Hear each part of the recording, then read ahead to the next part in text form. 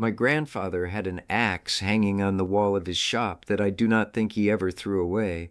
I watched him use it my whole childhood. That axe would come back from a wet week in the field, head orange with rust, and he would take it down, work it over with a wire brush, brush something dark onto the steel from an old mason jar, and hang it back up. By morning it would be dark blue-black across the head, and he would put it back to work like nothing had happened. I did not know what was in that jar until I was in my 30s. By then I had already thrown away 2 axes, a handsaw, a gate hinge set, and a set of chisels I had no business losing because I did not know what he knew. Every one of them went to the trash because I let the rust go too long and figured they were past saving. What my grandfather had in that mason jar cost about $3 a bag when I finally found it. It had been sitting on a shelf at the farm supply the entire time. I just never knew to ask for it because no one ever told me the name.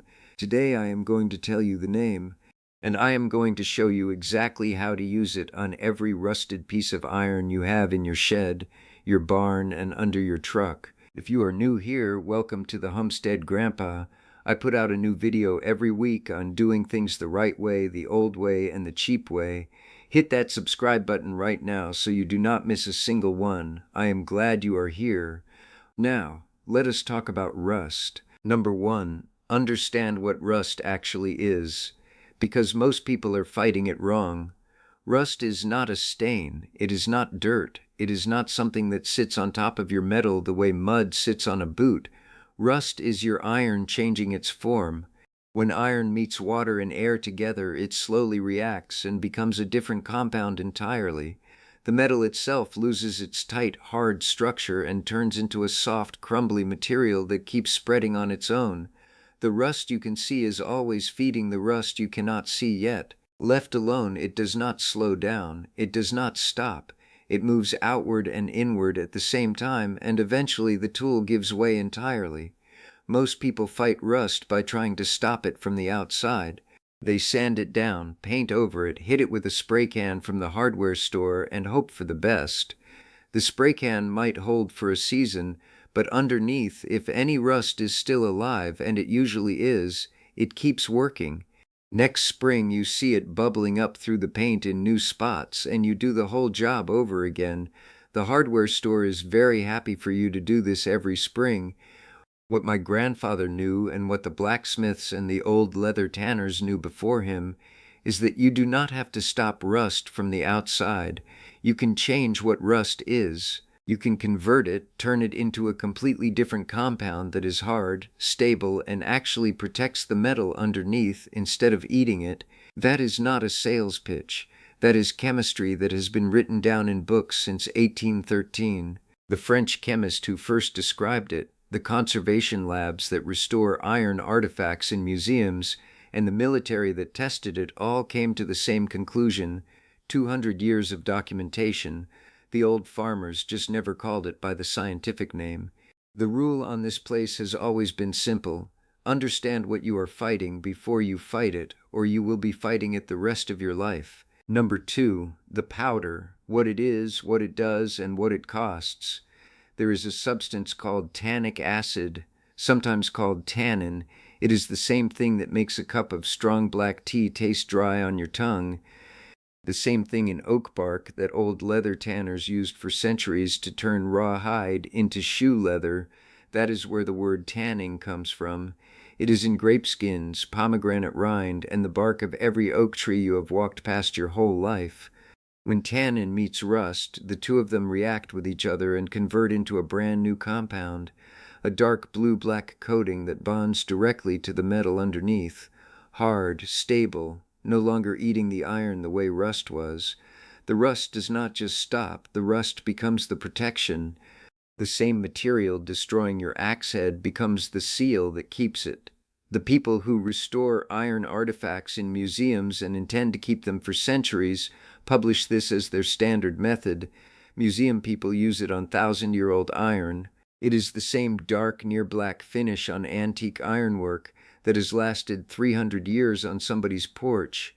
Iron and tannin have been protecting each other longer than anyone alive can remember. Most folks have just never been told the name. Now, where to buy it. Search online for tannic acid powder, food grade. You will find bags, 100 grams or so, for $3 to $5. That little bag treats roughly 40 square feet of rusted metal, your whole shed worth of tools, an entire truck frame. One bag lasts most people years. You also want a small jar of phosphoric acid rust remover. The hardware store sells it as navel jelly for $2 or $3. The tannic acid does the main job. The phosphoric acid makes the conversion faster and deeper. Together they work significantly better than either one alone. Every conservation study says the same thing: get both. Last, distilled water. A gallon at the grocery store for $1. Not tap water. Tap water has minerals and sometimes chloride in it, and chloride is the very thing that makes iron rust faster. Use distilled water and let the chemistry do its work clean. Total $5 or $6. Enough material to treat every piece of rusted iron you own and have powder left for years to come. The rule on this place has always been simple. If the museum men have been using it for 200 years on iron they intend to keep for 1,000, it is worth knowing about. Number 3, know what this works on and what it does not. I want to be plain with you here before you go brushing this on the wrong thing and feeling like I misled you. This works on iron and steel. That is what rusts orange. The tannin grabs onto rust and converts it. So your axes, your knives, your hatchets, your hand tools, your cast iron skillets, your gate hinges, your wheelbarrow, your truck frame, your trailer, your old farm machinery, your wood stove parts, your nails, and your bolts, all iron or steel. All of it responds to this exactly the way I am describing. What it does not work on is aluminum, brass, copper, zinc, stainless steel, or anything galvanized. Those metals corrode differently. They do not make orange rust. The tannin has nothing to grab onto, and you will get nothing for your trouble. The simple test is this: if it rusts orange, the powder works. If it does not rust orange, leave the powder in the bag. You already know which of your tools rust and which do not. Nearly everything in a working shed and barn is iron or steel. Nearly everything that makes that familiar orange stain in a puddle or on your gloves is fair game. One more honest word: some folks will tell you this works on any metal, forever, no touch-up ever needed. You deserve the straight version. For iron and steel in normal conditions, a dry shed, a barn, ordinary weather, the coating holds for a long time, years for most tools. For things that live outdoors in all weather or near salt, ocean air, roads salted hard in winter, the coating needs attention more often. Salt is hard on every kind of protection. That is not a fault in the chemistry. That is the nature of salt. Know your conditions and plan accordingly. The rule on this place has always been simple. A method that tells you its own limits is more useful than one that promises everything and delivers nothing. Before I show you how to mix it and put it on, I want to hear from you. What is the rustiest thing you have got sitting in your shed right now that you have been meaning to deal with? An axe head, a cast iron skillet, a truck frame, a gate hinge? Drop it in the comments and tell me where you are. I read every single one, and your answers shape what I cover next. If you have not subscribed yet, do it now. Everything on this channel is built for people who want to do things themselves, do them right, and stop paying someone else to handle what they can handle on their own. Number 4, how to mix it and how to put it on. The formula is simple. Take a clean plastic cup or small container, pour in about 100 milliliters of warm distilled water, just under half a cup. Stir in 4 grams of powder, which is about 1 level teaspoon. Stir until it dissolves. The water will turn the color of strong black tea, dark brown. That is normal. That is the tannin.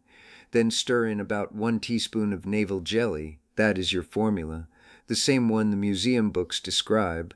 Before you brush it on, you prep the metal. Take a stiff wire brush or a piece of steel wool and knock off any loose, flaking rust, the orange bits that come away in your hand without much effort. Do not sand down to bare metal. That is the mistake most people make. The tannin needs rust to react with. Without it underneath, there is nothing to convert. Remove only what is loose enough to fall away on its own. Leave the firm, bonded rust exactly where it sits. That firm rust is what becomes the protection. Put on rubber gloves and eye protection before you open the navel jelly. Phosphoric acid is a real acid. It will sting skin and eyes if you are careless. Wear the gloves. Work somewhere with a little airflow. It is not dangerous if you respect it, but it is not water. Treat it with respect. Brush the dark tea-colored solution evenly over every rusted surface. A foam brush, an old cotton rag, a clean paintbrush, any of them work fine. Cover every spot you want treated. Then watch. Within 10 to 15 minutes, sometimes a little longer, depending on how heavy the rust is, the color starts to shift. Orange becomes darker brown. Darker brown becomes gray. Gray becomes a deep blue-black. That is the chemistry working in real time where you can see it. The first time you watch orange rust go dark under a brush in 15 minutes, it is genuinely something to see. Let it dry completely. 2 to 4 hours, depending on temperature and humidity. The surface will settle into that final dark blue-black, dry to the touch, hard. Then apply a second coat the same way and let it dry fully again. 2 thin coats bonded between them are significantly stronger than 1 thick one. The conservation literature is clear on this. Do not skip the second coat. The rule on this place has always been simple. Do not rush the coat that is supposed to last you a decade. Number 5. Finish it right and it will outlast the tool. A top coat keeps water off the surface and extends everything underneath it.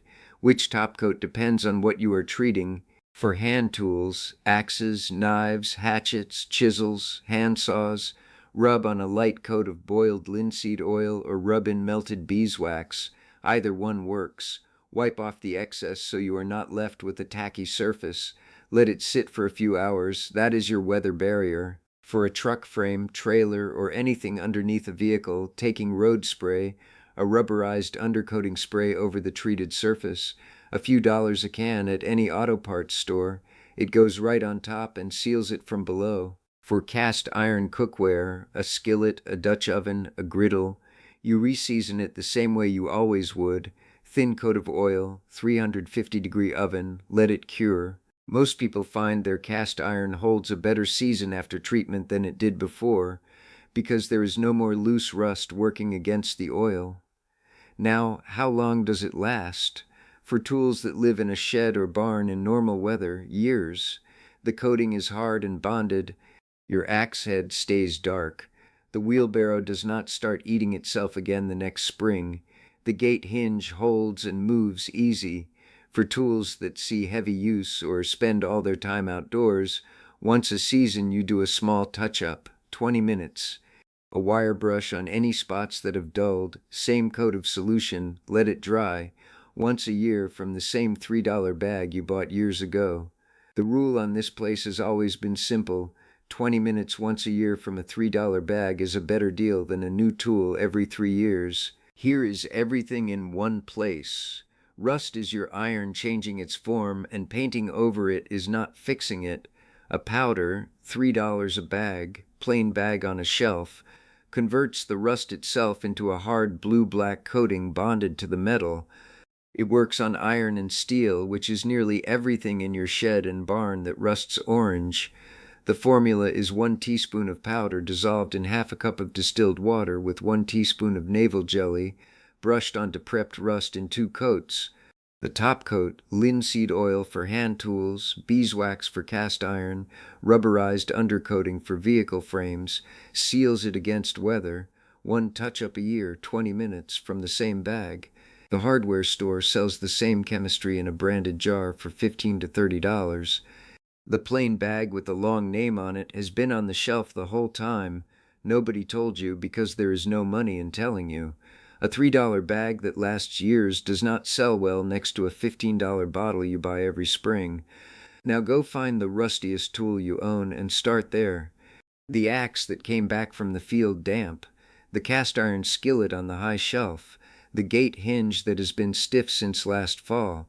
Put on your gloves, mix the formula, brush it on, and watch what the rust does when the chemistry gets to it. The first time you see orange go dark blue-black under your brush in 15 minutes, you will understand why the people preserving iron artifacts for the next 1,000 years use the same powder. If this video saved you a tool, Share it with somebody who has been throwing good iron away. That is how this channel grows, and it means a great deal to me. Until next time, keep the gate latched, the ground fed, and take care of what is yours.